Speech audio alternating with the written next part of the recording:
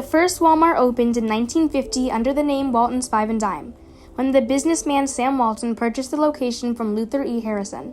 Their first location was in a little town called Bentonville, Arkansas. The aim of Walton's Five and Dime was to serve the rural underserved areas of the nation and provide discount prices. When the second store opened in Rogers, Arkansas in 1950, there was a lot at stake for Walton and his family. Their first store was struggling to make money, and in order to open the second store, he had to take out a loan using all of his family's belongings as collateral. In an attempt to draw as many people as possible to the second store's opening, Sam tried to give the store a very family feel, as well as giving it exciting attractions, such as a donkey ride for the kids. By the end of the day, they had nearly sold out of everything in the store and dubbed the opening a huge success. By 1967, the company had expanded to 24 stores inside Arkansas and $12.6 million in sales. And by the following year, they had opened 2 stores outside of Arkansas, one in Missouri and one in Oklahoma. The company went public in 1970, offering 300,000 shares to the general public. They had great success trading at about $16.50. The amount of money they made transfers into $31 million of today's dollars. The company's first split stock occurred in 1972 with a market price of $47. By 1972, the company had expanded into 5 states: Arkansas, Kansas, Louisiana, Oklahoma, and Missouri. They expanded into Tennessee in 1973, Kentucky and Mississippi in 1974, and lastly Texas in 1975. By this time, there were 125 stores with a total of $340.3 million in sales. Much of their early success is attributed to 3 main things. 1. Customer-based ads. 2. Keeping prices low and customer happiness high. And 3. Building their own warehouses.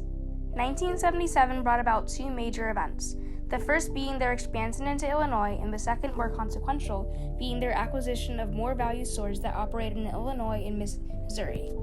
This acquisition added 16 stores to Walmart's already 160 store count. This acquisition was followed by the 1978 acquisition of Hutchinson's Shoe Company. This year also saw Walmart's expansion into 3 new markets: the jewelry sector, the auto sector, and the pharmaceutical sector. In 1981, they opened stores in Georgia and South Carolina and bought 92 Conn's Big K stores. In 1982, they expanded into Florida and Nebraska. In 1983, Walmart opened Sam's Club, a membership-based discount warehouse store, the first location being in Midwest City, Oklahoma, later expanding into Indiana, Iowa, and New Mexico. By 1985, the company had 182 stores and sales of $8.4 billion. This graph, while a little hard to read, shows their growth from 1968 to 1993. This graph gives an idea of their growth in the time already discussed. By their 25th anniversary in 1987, there were 1,198 stores with sales of around $15.9 billion. Around this time, their stores continued to receive technological upgrades in order to speed up as many processes as possible. In February 1988, Sam Walton stepped down as CEO, and David Glass was named as his successor. Another event of 1988 was the opening of the first Walmart Supercenter in a town with a confusing name, Washington, Missouri. The Supercenter featured everything in a regular Walmart shop, but also featured a tile and oil change shop, an optical center, a 1-hour photo processing lab, portrait studio, and many non-brand stores that split profits, such as banks, nail salons, and fast food restaurants. Another way to describe them was really branded malls. The pictures shown here are of Supercenter in Puerto Rico. As you can see, there's a bank, an optical center, lots of registers, and a warehouse-style look.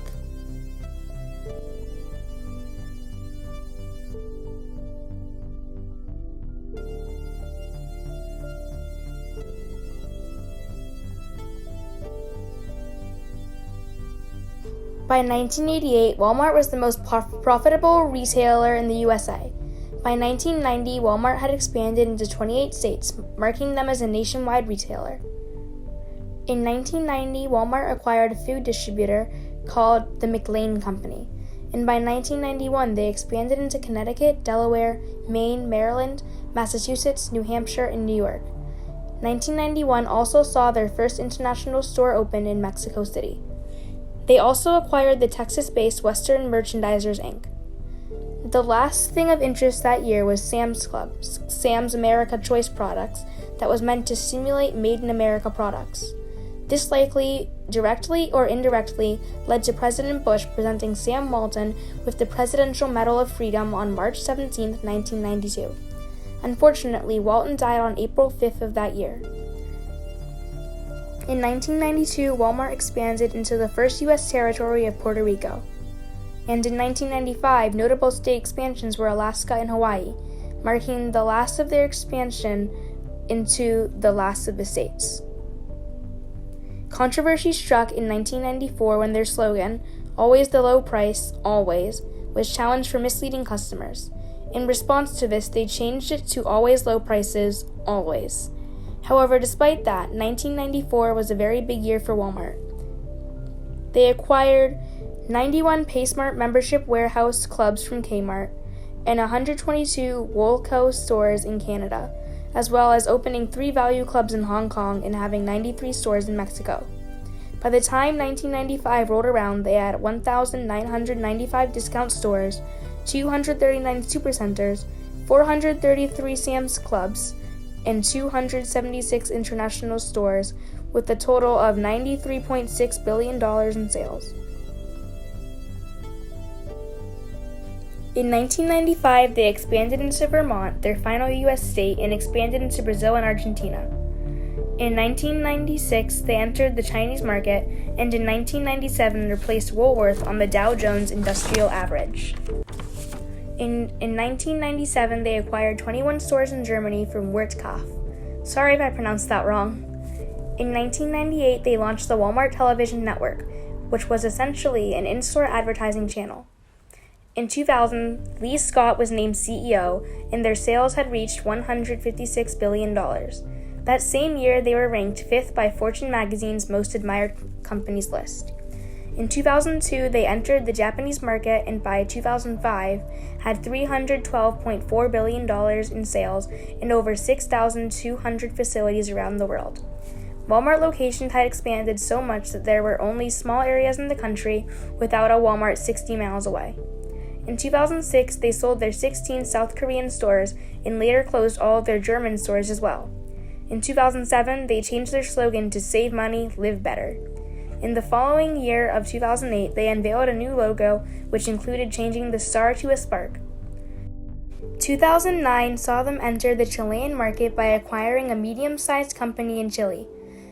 They then entered the Indian market by entering a 50-50 partnership with the Indian Bharti. Again, sorry for my pronunciation. In 2010, they bought the popular streaming service Vudu for an estimated $100 million. Then, in 2011, they acquired 51% of Massmart Holdings, granting them access to the markets of South Africa, Ghana, Lesotho, Botswana, Malawi, Mauritius, Mozambique, Namibia, Nigeria, Swaziland, Tanzania, Uganda, and Zambia. Sorry if I pronounced any of that wrong.